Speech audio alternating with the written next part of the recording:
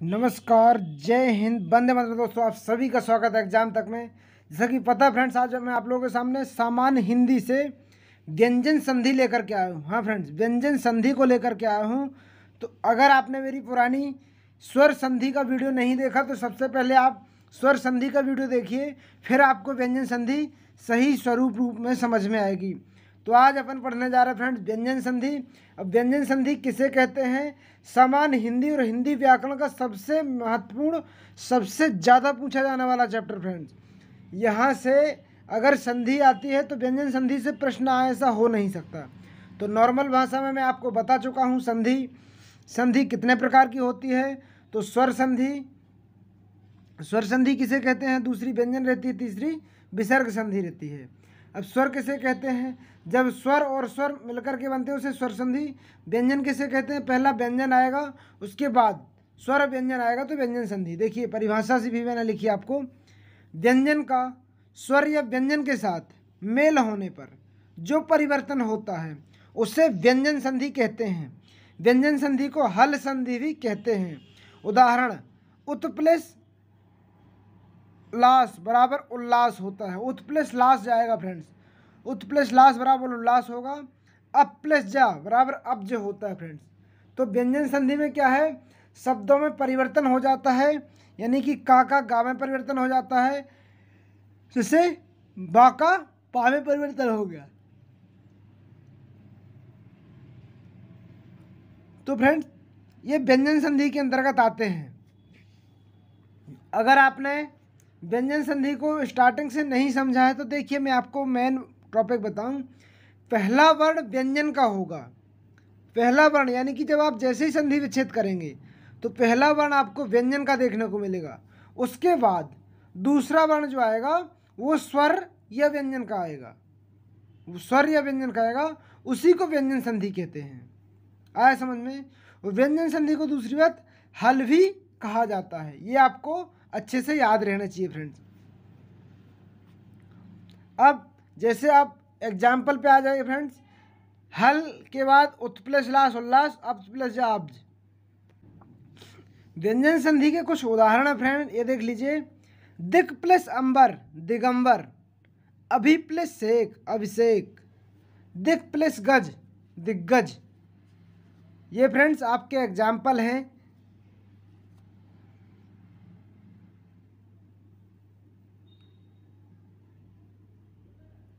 जो पहला वर्ण आ रहा फ्रेंड, आप इसको देखिए, आपको व्यंजन ही देखने को मिलेगा, जैसे का, वा, का, दा, ये सारे वर्ण देखिए आप फ्रेंड्स। पहला वर्ण व्यंजन आ रहा, उसके बाद जो वर्ण है वो स्वर या व्यंजन आता है। इसलिए व्यंजन संधि में पहला वर्ण आपको व्यंजन देखने को मिलेगा, उसके बाद स्वर या व्यंजन देखने को मिल जाएगा। तो वहाँ पर व्यंजन संधि होती है। जैसे ता, ये दा में परिवर्तित हुआ फ्रेंड्स ता, और ई का गा में परिवर्तित हुआ भा और सा। ये सारे फ्रेंड्स देखिए का, भा, का, ता, ये सारे व्यंजन शब्द आ रहे हैं। ये इसमें देखिए, और आ, ई, ये स्वर आ रहे हैं। मतलब सारी संधियों में व्यंजन संधि में व्यंजन, और व्यंजन के बाद स्वर या व्यंजन आने में जो परिवर्तन होता है उसे व्यंजन संधि कहते हैं। अब उदाहरण में देख सकते हैं आप, वागीश, वाग प्लस ईस बराबर वागीश। सज्जन, सत प्लस जन, ये गलत लग गया फ्रेंड्स, सत प्लस जन सज्जन। व्यंजन संधि में अब ये वाला जो अम रहता है माँ में बदल जाता है। जैसे संक्षेप, संक्षेप, सम प्लस छेप। अब आगे वाला देखते फ्रेंड्स, संक्षेप, सम प्लस छेप। संहिता, सम प्लस हेता बराबर संहिता। ये सारे व्यंजन में मतलब जो बिंदी रहती है माँ वाली, वो बिंदी रहती है वो माँ में बदल जाती है फ्रेंड्स। तो आपको ये पूरा, अगर संधि विच्छेद नहीं आता है तो ये रूल आपको पता रहेगा फ्रेंड्स, तो आप सही कर ले जाएंगे। आई होप आपको समझ में आ गया होगा। इसके बाद सेकंड वाला फ्रेंड क्या रहता है? आधा चा, आधा ला, आधा जा। जब भी फ्रेंड्स आता है, ये आपको जब भी फ्रेंड्स आएगा तो ये ता में परिवर्तित हो जाता है। अब आप यहाँ सोच के रह गए होंगे ता में कैसे? तो फ्रेंड्स सबसे पहले आप फर्स्ट वाला रूल तो जैसे देख ही चुके हैं, अब मैं आपको ता वाले रूल के बारे में बताऊंगा।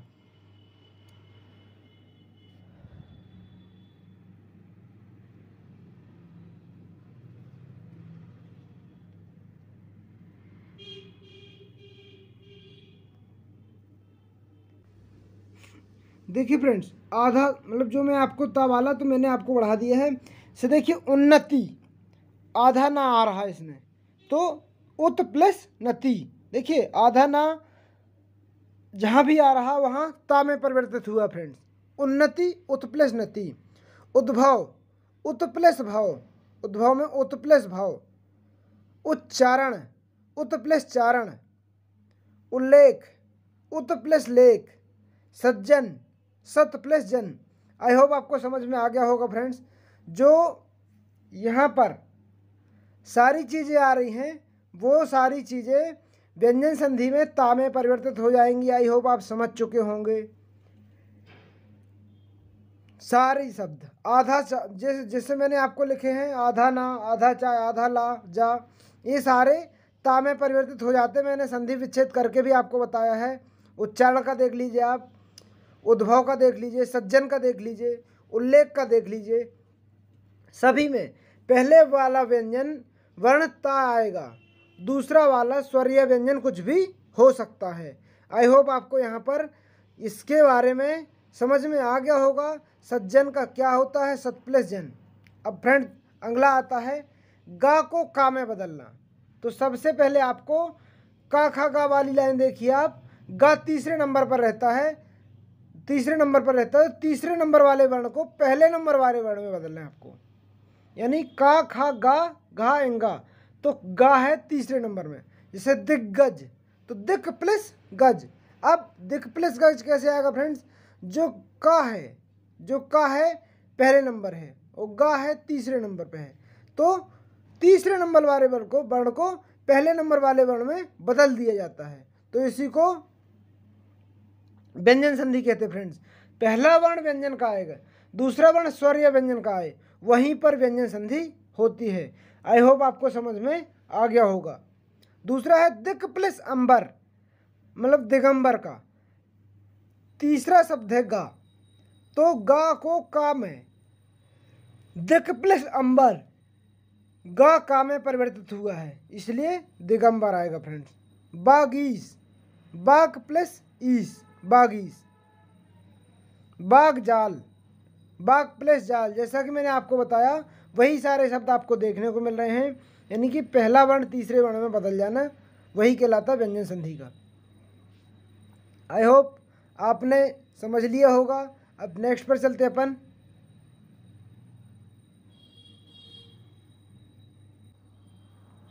डा को टा में बदलना फ्रेंड्स। अब जो डा रहता है उसको टा में बदलना है आपको।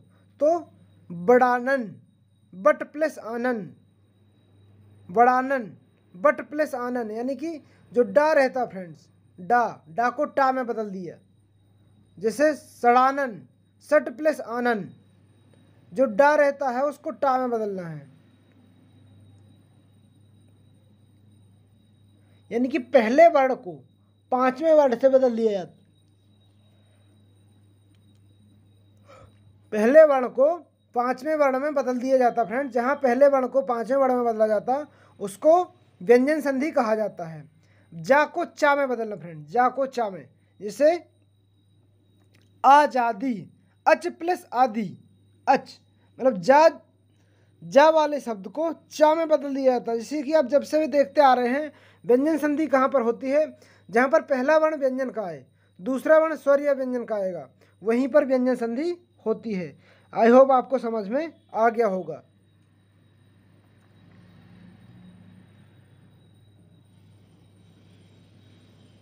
अब देखिए अगला वर्ण है जो आज़ादी के बाद सा। सा को ईस में बदलना, सा को ईस में बदलना, यानी कि सा को ईस में बदल देना। तो सा को ईस में कैसे बदलेंगे वो मैं आपको बता चुका हूं। अच। अब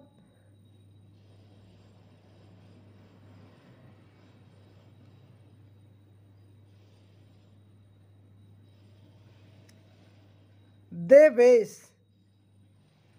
अब व्यंजन संधि में पहले नंबर आप देखिए, बहुत इंपॉर्टेंट है, ये वाला शब्द पूछा जाता है और आप इसमें गुण संधि लगा सकते हैं, गुण संधि लगा सकते हैं। तो ये गुण संधि नहीं, पहला वर्ण आपको व्यंजन देखने को मिलेगा, दूसरा स्वर देखने को मिलेगा। देव प्लस ईस बराबर होता देवेश। सा का सा में परिवर्तित हो जाना, ये सा का इसमें परिवर्तित हो जाना, इसको व्यंजन संधि के अंतर्गत रखा जाता है।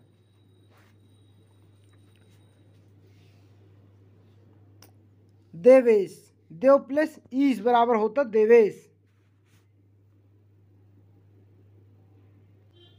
अगला वर्ण आ गया फ्रेंड्स, चा को, आधा चा और छा को जोड़ना है हटाना, मतलब मैक्सिमम आधा चा आएगा और उसके बाद छा आएगा, तो कहाँ पर जोड़ना और कहाँ पर हटाना है मैं आपको वो बताने जा रहा हूँ। से स्वच्छंद, स्व प्लस छंद, मतलब यहाँ पर चा बिल्कुल पूर्ण रूप से खत्म कर दिया जाता है, उसको स्वच्छंद बोलते हैं। आई होप आपको समझ में आ गया होगा। अनुच्छेद, अनु प्लस छेद बराबर अनुच्छेद, यहाँ चा को पूर्ण रूप से हटा दिया जाता है।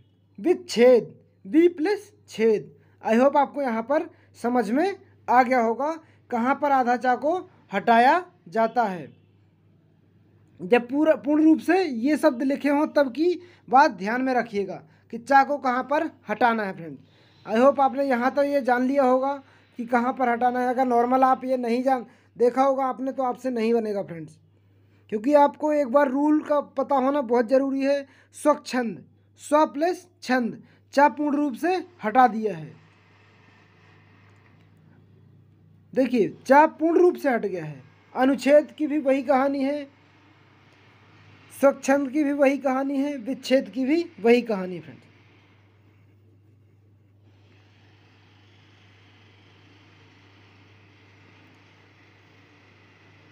अनुच्छेद में भी आप देख सकते आधा चा हटा दिया गया है। मेन बात चा का ही है फ्रेंड्स। उसके बाद विच्छेद का भी देख सकते हैं आप।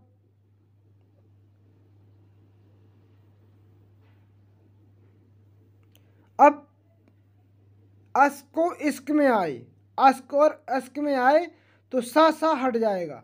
अस को अश्क में आएगा तो सा और सा हट जाएगा। जैसे परिष्कृति, परिष्कृति अगर आएगा तो परि प्लस कृति, परि प्लस कृति बराबर होता है परिष्कृति।